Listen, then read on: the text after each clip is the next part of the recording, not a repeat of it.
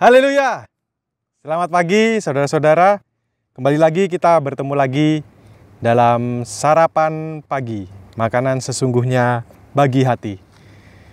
Mari kita awali hari ini dengan mengenyangkan rohani kita, dengan kita mengawali firman Tuhan yang akan kita dengarkan pada pagi hari ini, supaya kita terus berjalan seturut dengan kehendak-Nya satu hari ini.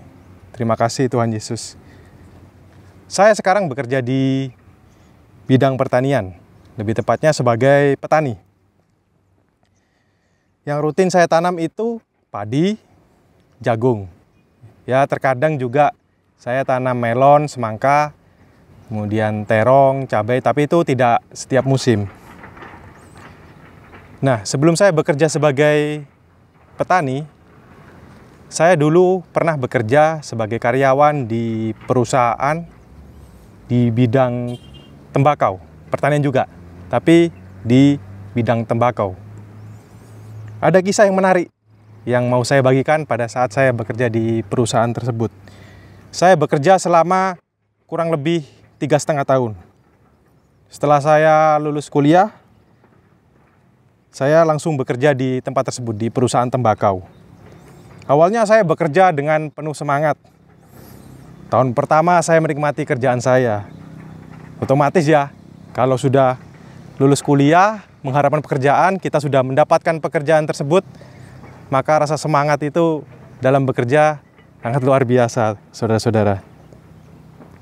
Tahun kedua, saya juga menikmati dan juga masih semangat dalam bekerja.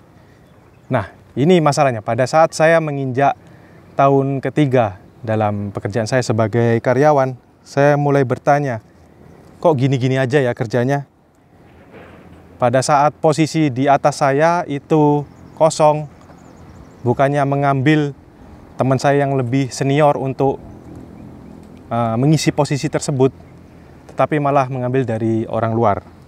Saya waktu bekerja di perusahaan tersebut itu bekerja di posisi sebagai teknisi tanaman, sebagai yang membina petani dari mulai pembibitan tembakau sampai pada saat pasca panen. Saya membina petani sepanjang musim tembakau tersebut. Nah, saat saya mengalami kebimbangan dalam saya bekerja sebagai karyawan di perusahaan tersebut, saya menghadap atasan saya. Ini pada saat saya musim ketiga saya bekerja, tahun ketiga. Saya menghadap atasan saya. Saya berdiskusi dan mengeluarkan keluh kesah saya. Jadi sebelum saya berdiskusi dengan atasan saya itu bekerja di tahun ketiga itu sudah agak malas-malasan, saudara-saudara. Karena ya dengan kondisi tersebut kok seperti ini saja. Kemudian saya berdiskusi, mengeluarkan keluh kesah saya kepada atasan saya. Dan ini, ada hal menarik saat atasan saya berkata kepada saya. Beliau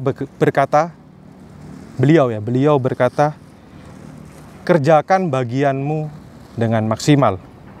Kamu masih muda. Jadi kerjakanlah apa yang bisa kamu kerjakan pada posisi itu. Bekerjalah dengan maksimal. Mungkin perusahaan ini tidak melihat kinerjamu, tapi perusahaan-perusahaan lain mungkin bisa melihat kinerjamu yang bekerja dengan maksimal.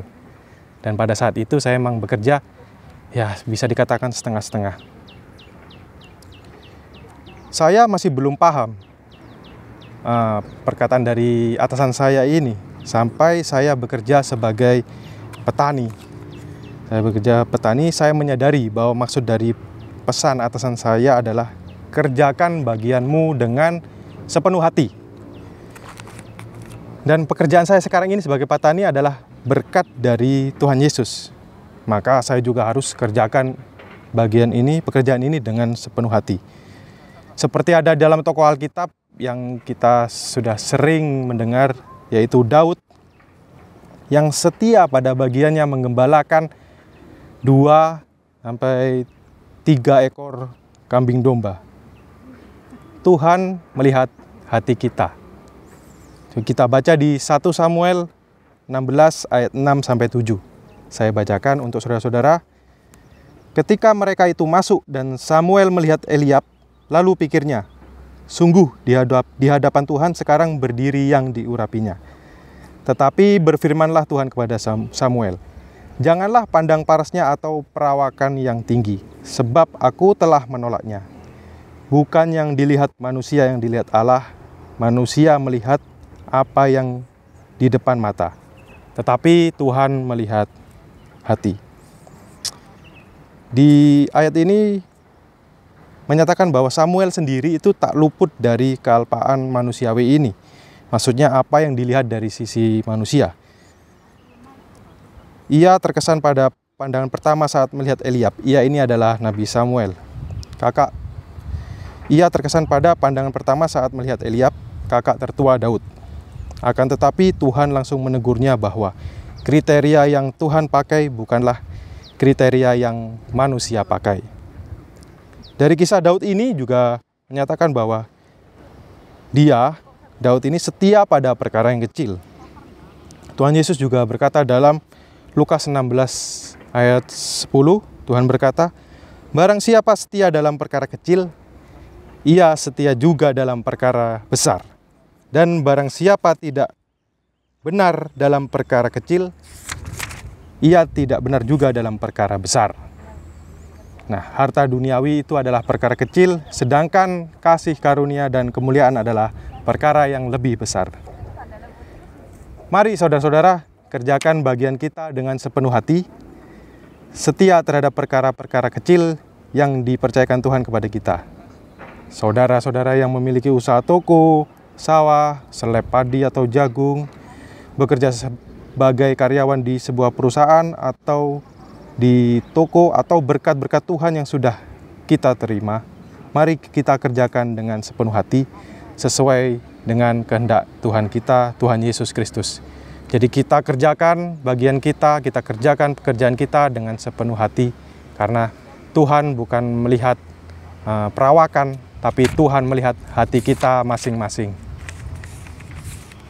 Kiranya sarapan pada pagi hari ini memberkati kita semua dan jalani hari ini dengan penuh semangat serta berjalan bersama Tuhan sepanjang hari ini dan hari-hari ke depan. Terima kasih, Tuhan Yesus memberkati.